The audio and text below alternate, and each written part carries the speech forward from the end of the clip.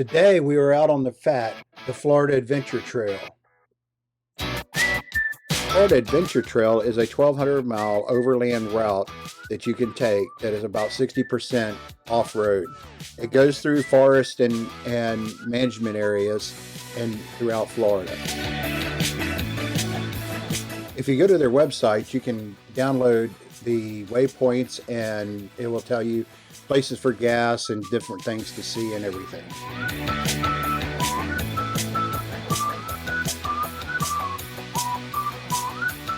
This is the first part of a two-part video on the Croom section of the Florida Adventure Trail.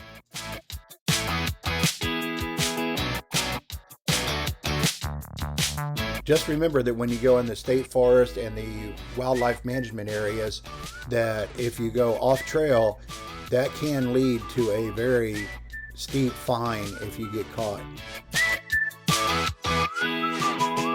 And another thing about some of these places is that they can have a day use fee, but you can get around that too by getting an annual pass. Templeton Ferry is a ghost town in Central Florida. It is located near Brooksville and Ridge Manor, Florida. It was later named Croom and is part of the Withlacoochee State Forest.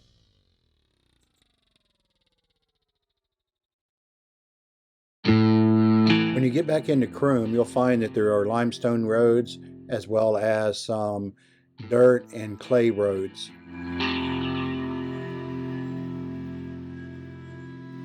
Downloading that GPX file will give you the waypoints for campgrounds as well as places to get fuel and places to see. This video started at one of those points, and that is at the racetrack where I was getting fuel at the intersection pretty much of State Road 50 and I-75.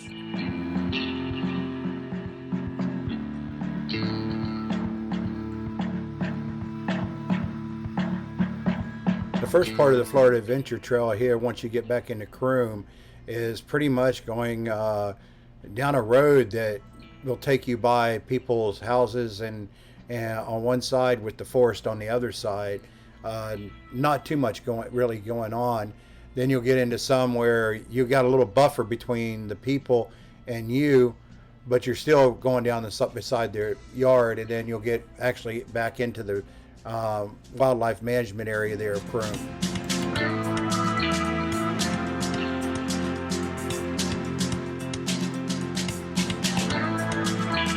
There's several different ways to do the Florida Adventure Trail. You can start at the Florida-Georgia line and work your way down through the different areas and just make that one continuous trip for several days. Or you can just come up and do overnights or even just day trips.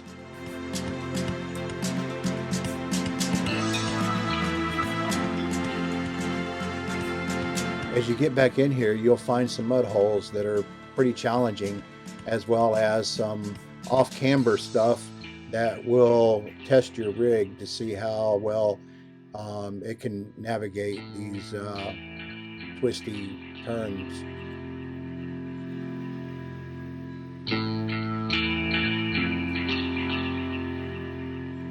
The scenery is pretty spectacular, and as you get back in here, remember this is one of the hunting areas, so the wildlife that you can see can be anything from bears, white-tailed deer, foxes, squirrels, just about anything that you can imagine.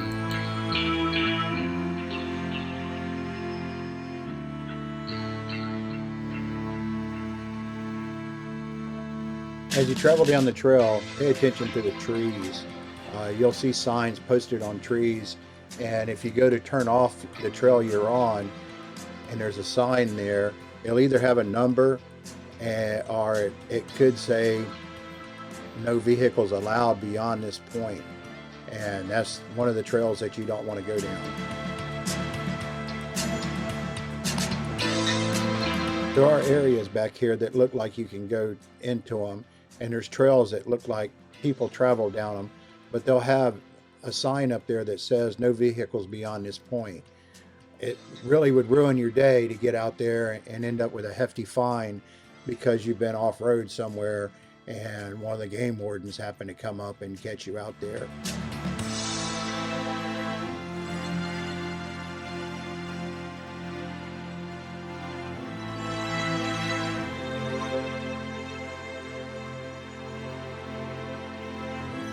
I grew up coming up here and seeing this forest for years, and I still enjoy coming up here and driving through it.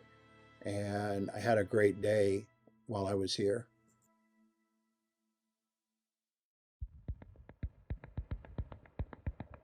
Just in case some of you are new to the channel and are wondering, I'm driving a 2013 Jeep Wrangler JK, and it's set up on 35s.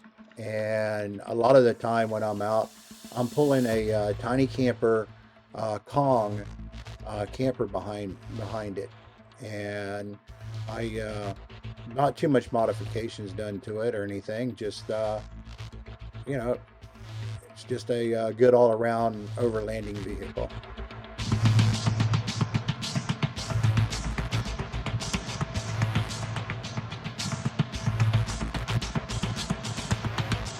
I am running a Cooper 35-inch Discovery f.a.t tire, and pretty much like the tire. It's fairly quiet when they're new. They get a little loud as they wear, and they seem to work real good in the mud and sand.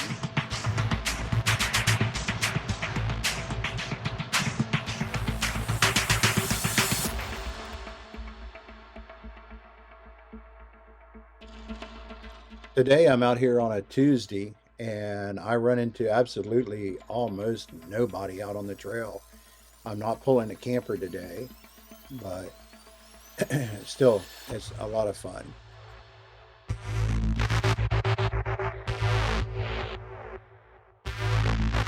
And the weather report, as you can see, it is sunny.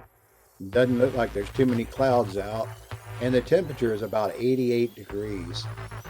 Fairly on the warm side, but still just absolutely gorgeous day to be out on the trail. You know, I say that, and it's one of them things. When is it not a great day to be out on the trail?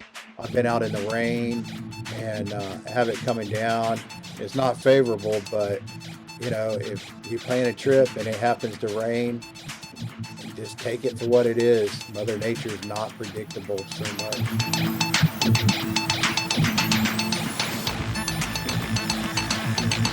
As you see here, this first part is a lot of sand, a lot of that Florida sugar sand, and just you'll see an occasional mud hole. It was pretty dry when I was out there. The mud holes were still some deep ones, but I can imagine if it got a little bit of rain, that you'll see a whole lot of places where there's going to be water sitting, and them holes that are here now are really going to be deep.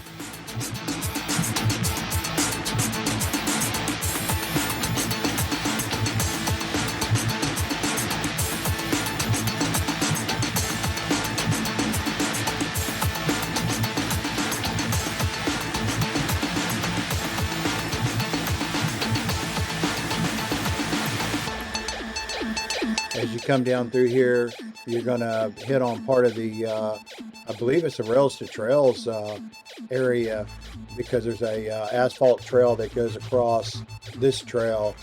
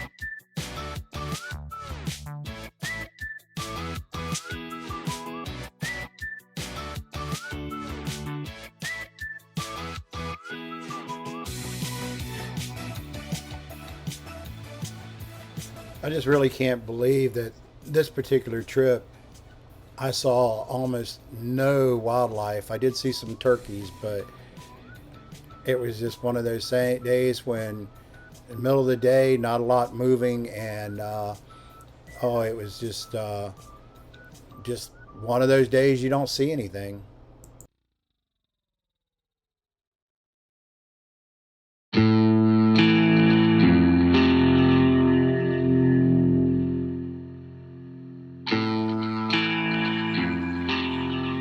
If you like the video, how about hitting that like button? And while you're at it, if you haven't subscribed yet, go ahead and hit that subscribe button and subscribe to the channel and hit the notification, and then that way you'll know when the next video comes out.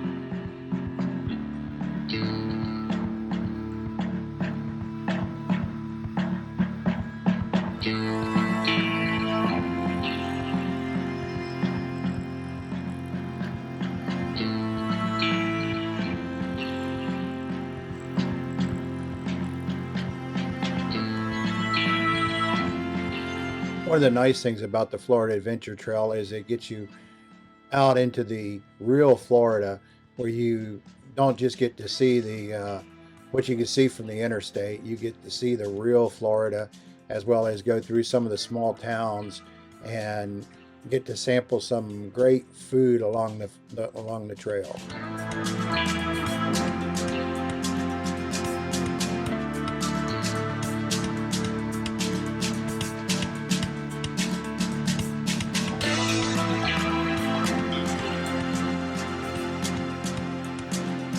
This is something you run into a lot in Florida, these sand dunes like this. It's just that Florida sugar sand, and it can be some nasty stuff at times.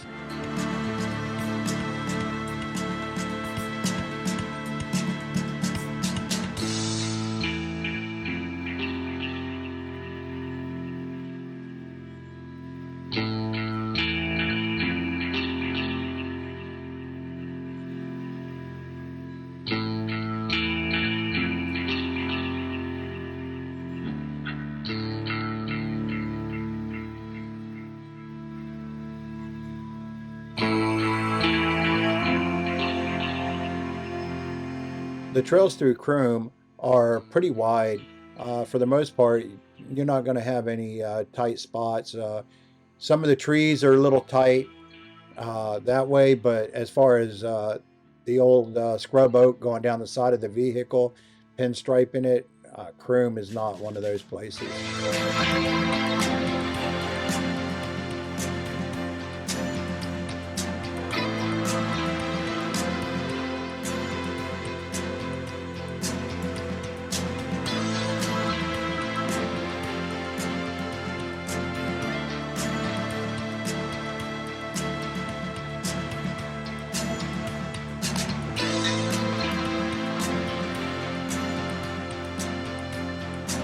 Florida Adventure Trail through Croom will keep you off of the limestone roads and keeps you on these sandy, um, pretty hard packed, a lot of it, but for the most part, just a sandy, nice trail, nice place to be out in the woods.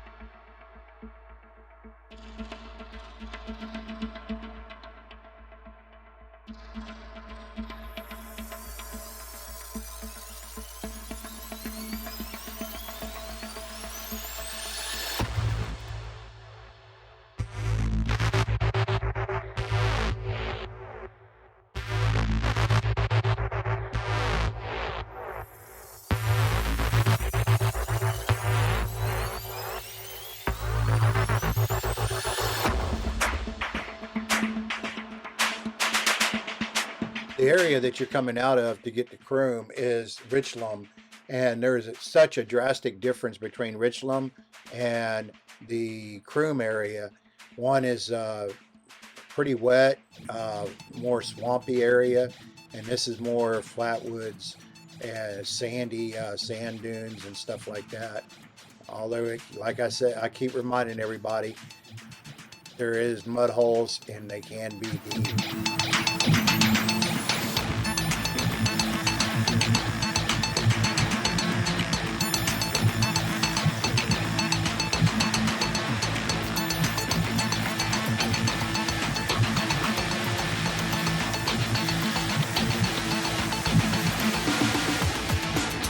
And another thing about the area is that just about every place where there's a mud hole and it's deep, there is an area that you can bypass it. And so if you got something that's not lifted, that you don't want to go through the mud, you can get around it. It's not that bad. And you know, um, I don't want to discourage somebody that might have just a regular um, not lifted vehicle from going down here when they can actually make it.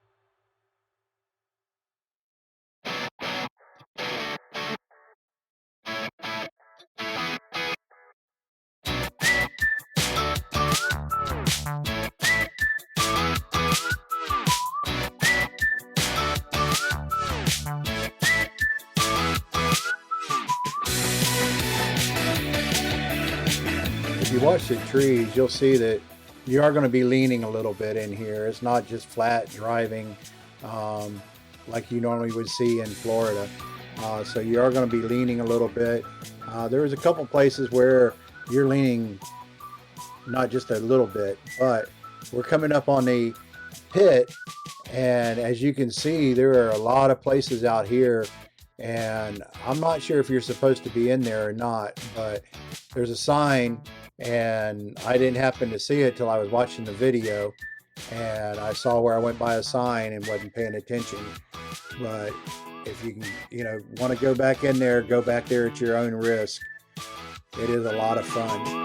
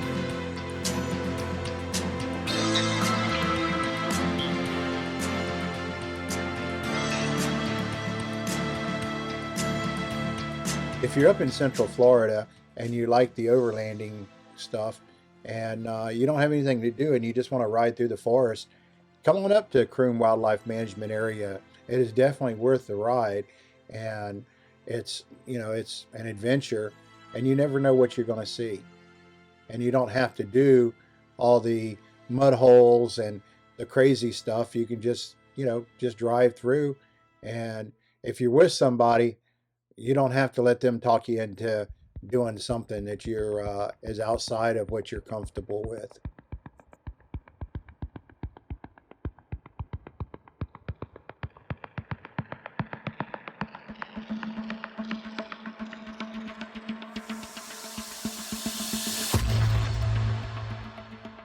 If you watch the trees, you'll notice that we're leaning here a little bit, and it's not a bad lean or anything.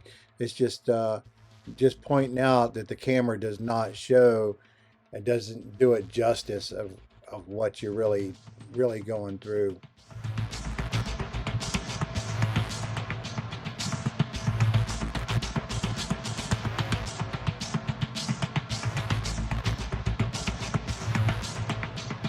You can watch it on here, but there's nothing like experiencing it and going in and getting out in the woods and just having fun.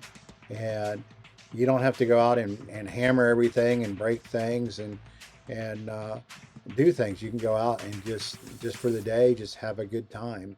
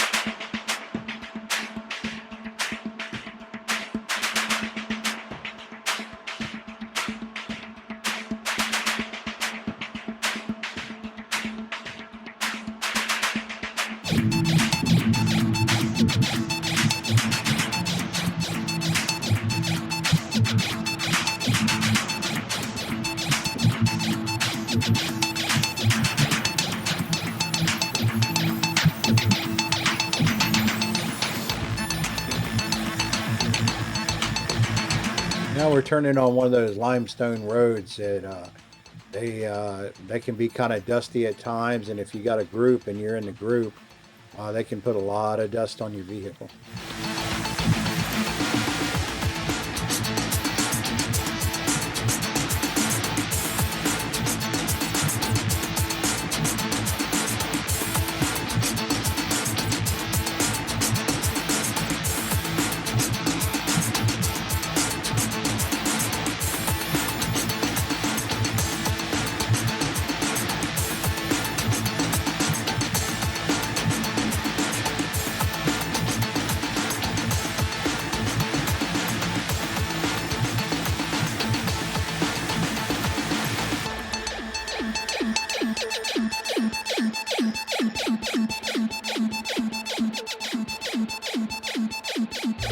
Thanks for watching part one. Part two will be out shortly, and it's the second half of the Croom area. The total video was just too long to make into a single video. It's about an hour and a half long. Not only do I have the second part of this video coming out, but I've got another video on cypress, which is the next step on the Florida Adventure Trail.